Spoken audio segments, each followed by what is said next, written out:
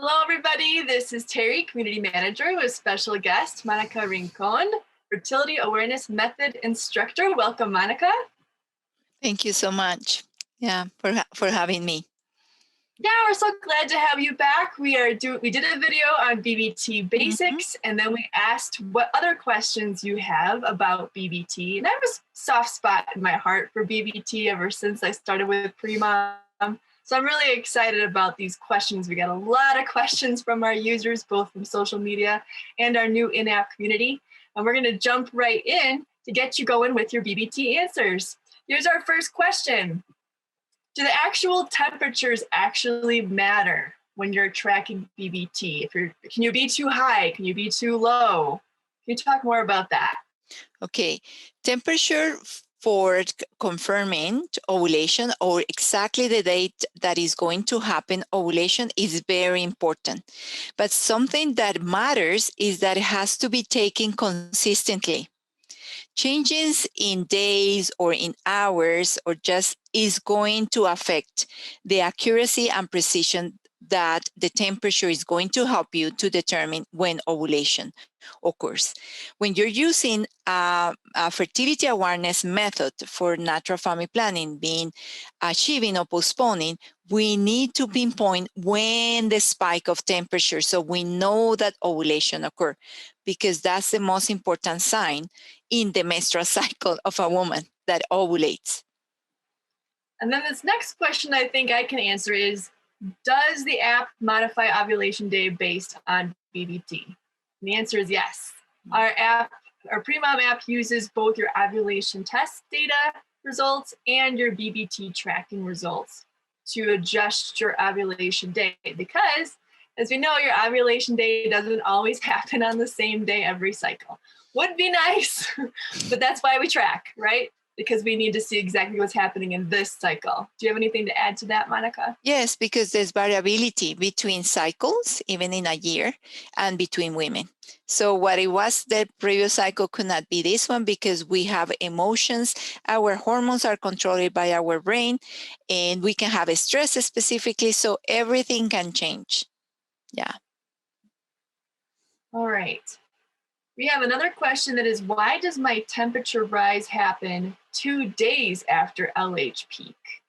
Okay, so something very important is that the LH is kind of the sensor saying you're close to ovulation and is required to have LH.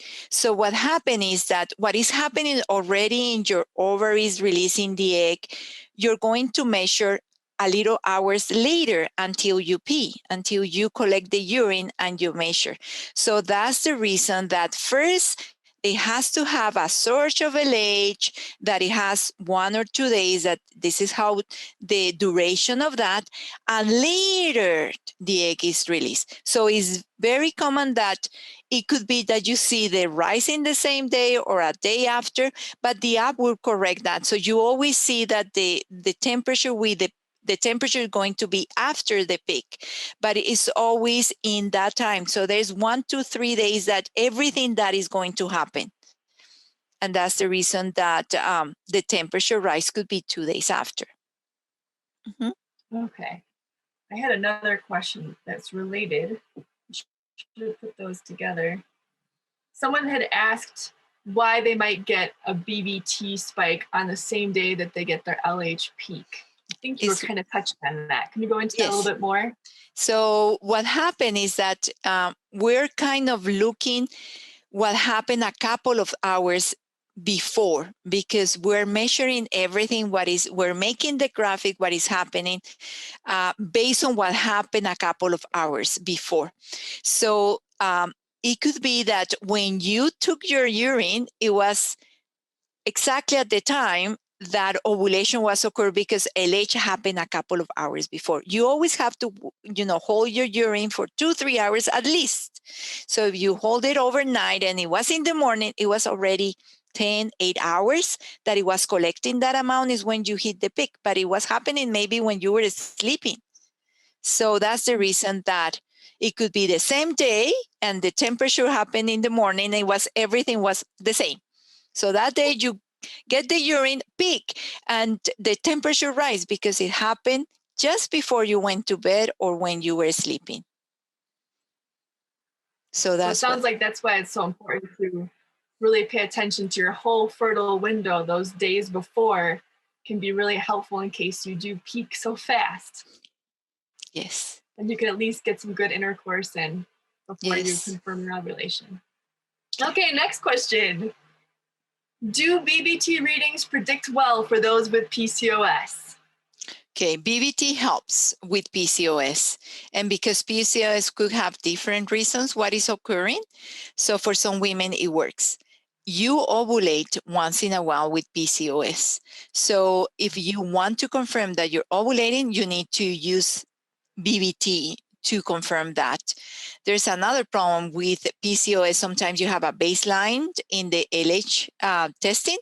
So temperature will help you to see that tiny difference it was making you to ovulate. Or some of them don't have any LA search because it's a low search, but it's occurring. So temperature will confirm those. Okay, great. This one's not a question, but I think they're just looking for some suggestions or feedback. They said their higher temperatures are in the follicular phase, and they have trouble sleeping in the post-ovulation part of their phase. They're getting lower temps. Do you have any thoughts on that? So what happened is that if we are not consistent, that's the key really with temperature is that it has to be consistent and precise. So if you're getting up, every time that you, for example, as soon as you get up and just move, it will increase your temperature to 0.1 per hour. And if you don't have 4 hours of resting, really we cannot measure the basal, like the resting temperature. So these disturbances are creating disturbance in your temperature. So if we're using your chart to see some abnormalities or irregularities, but from the beginning, taking the temperature is not consistent and precise, it's hard to really validate those data. So during the follicular phase, it has to be lower, like the 5 days before ovulation or 6 days. That's the reason that we count the 6 temperatures. And during the during menstruation, they can be high, but later they will go low. And after ovulation, they have to be high if you are producing progesterone, because the temperature is a symptom of the presence of progesterone in your system. So it's hard to determine or make assumption based on a pattern that it was not taken with a concise, precise method for the temperature. I know we have more questions related to that coming up. But here's another question. Does the lowest temperature taken before the rise usually indicate ovulation day? Yeah, this is very interesting, and I'm going to, so it's what we call that, you have very low temperatures in the 5 days, for example, before ovulation, and there's one that it rises, and again, the following day goes down. This tiny rise is the kind of the progesterone, the first kind of tiny little release of progesterone. And again, it stops and later goes like exploded when the egg is released. And that is so this is what we call the biphasic pattern, because we call nadir, that is the one that goes up and later goes down, the dent, and later go up. Like a teaser. Yes, exactly. It's like, yes. So yes, it's correct. There's a producing a little progesterone before that big rise. Mm-hmm. It's different. I know we talked about it's different for every woman. It's not necessarily a certain temperature that's going to be your ovulation day. BBT is really more to confirm that ovulation has occurred. Exactly. Yes, it's a symptom. And some women have that symptom differently. And this typical pattern that we see in the textbooks, it can happen only at 25% or 40% of women in some of the studies that have been done. Yeah. Okay, and I like this question. You talked about how important it is to be temping and temping at the same time. what if you have to pick one or the other of these circumstances? Is it more important to test at the same time every day or after a 4-hour block of sleep? Because you really need both. So if you had to pick one or the other, what are your thoughts on that? So it will be a block of 4 hours at the same time. I guess that's thinking ideal. So you really can't pick one over the other. You have to have both, right?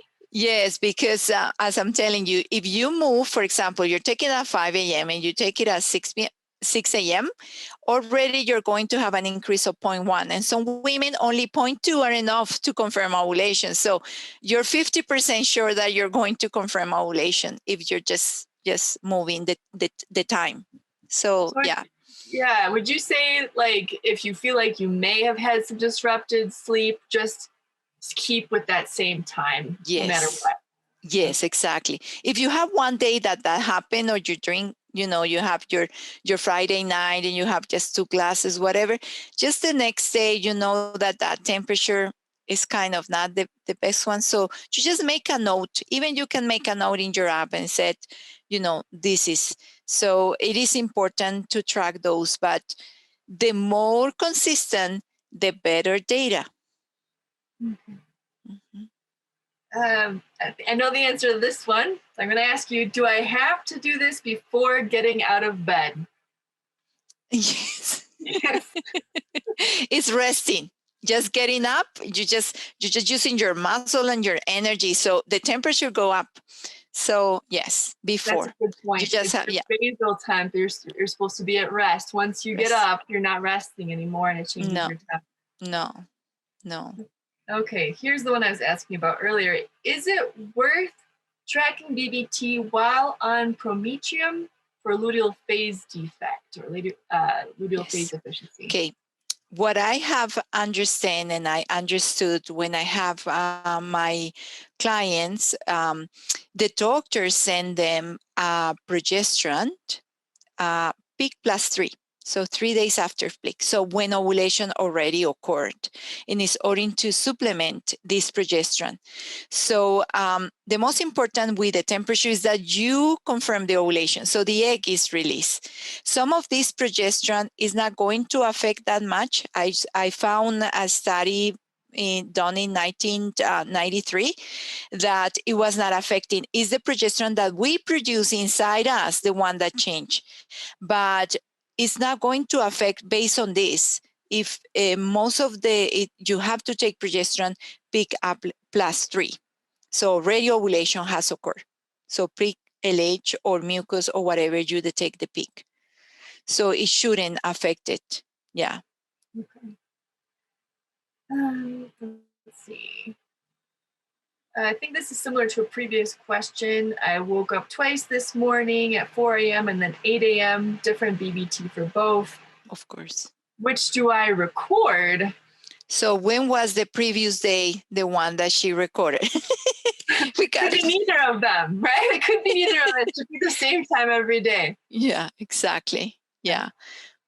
Okay, so here's a little bit about how BBT works in this question. If implantation doesn't occur until 6 or 10 days past ovulation, why do we look for temperatures to elevate so soon after ovulation?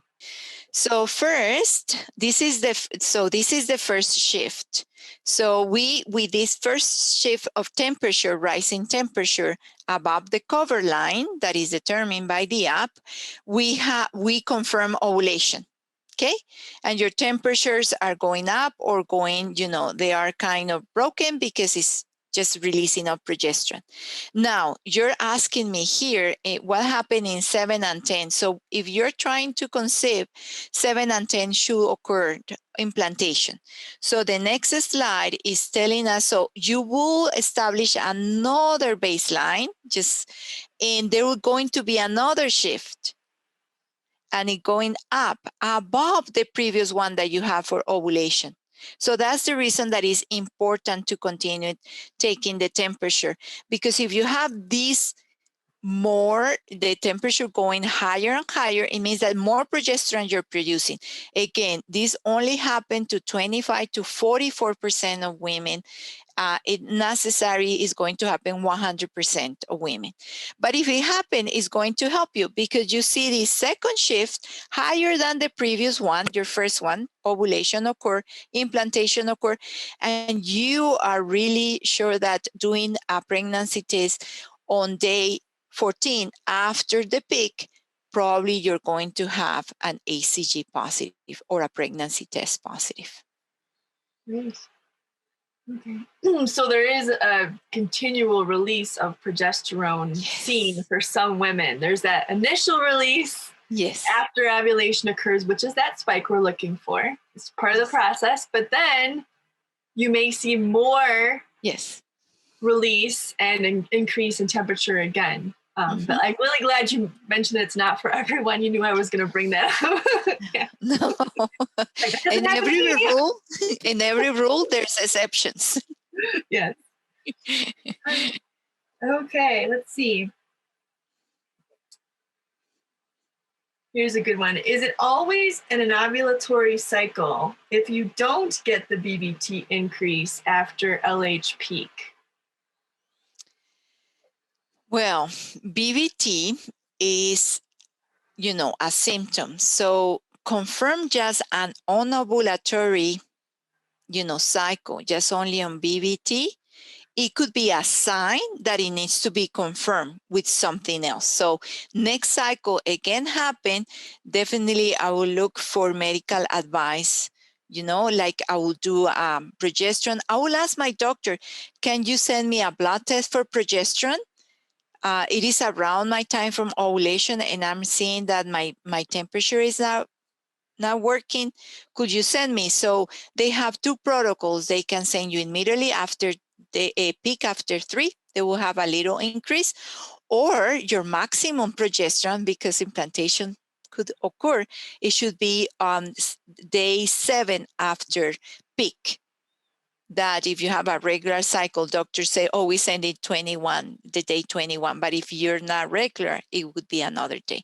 So you can just ask your doctor for that. So confirm with something in the blood, really their hormone. Yeah. Okay. So make sure you're following all of those guidelines you've been talking about how to do BBT properly.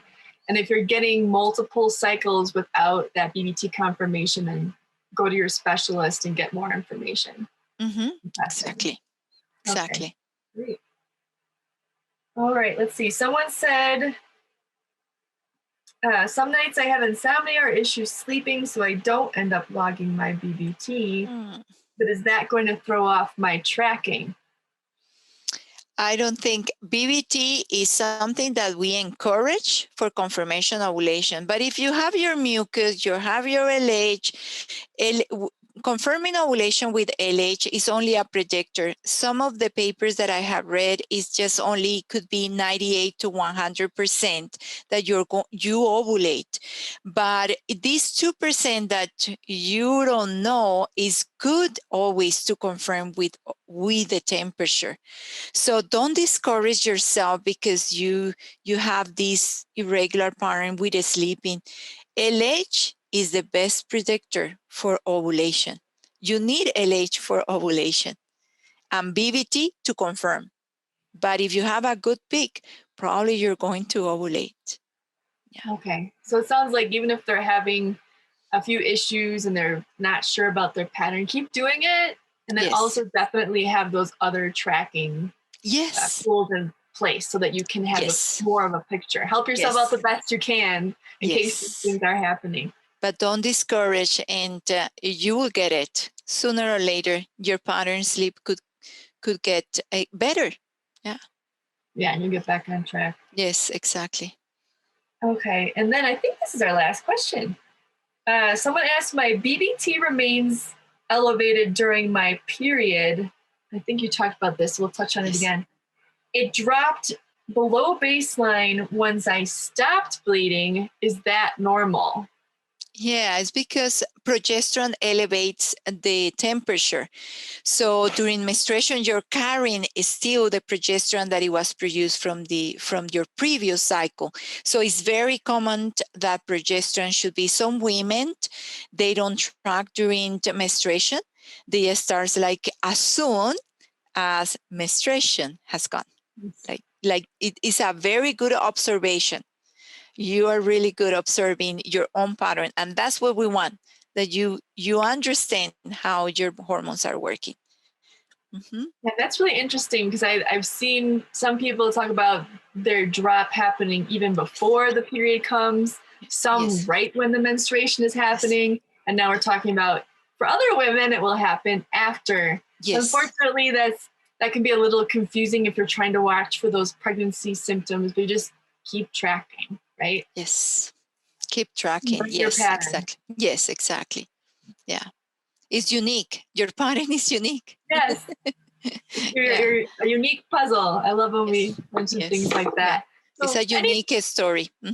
Yes, your fertility story. Do you have any final thoughts about what we talked about today that you want to leave our listeners? I will continue to encourage women to continue tracking, not only because they want to conceive, it because it tells you your overall health. It tells you how emotional you are dealing. It helps you with your sleeping pattern. If it's irregular, you want to improve that. You look for help in order with fertilities advisors or medical doctors, nurses, that they can help you, because our reproductive years are very important, that we go through them being healthy. That is, and if you're healthy, you will get pregnant. You just need to keep trying. Yeah. Thank you. And I think what I took from this personally is keep temping, because I know sometimes I can be a perfectionist and I wake up later and I'm like, like I think one of our users said, should I throw it out the window? And I got from you, no, please keep doing it. Keep tracking. BBT can tell you a lot about your body. So thank you. Thank you very much. And I want everyone to remember that Monica is in your app. If you go to more and schedule a consultation, you can check out your charts directly with Monica if you want to go more in depth with your BBT or ovulation charting. And if you are on YouTube watching this, please like and subscribe so you can keep getting the latest updates from Premom. Thank you for watching, and we'll see you again soon. Thank you, Monica. Thank you for having me. Okay, bye-bye.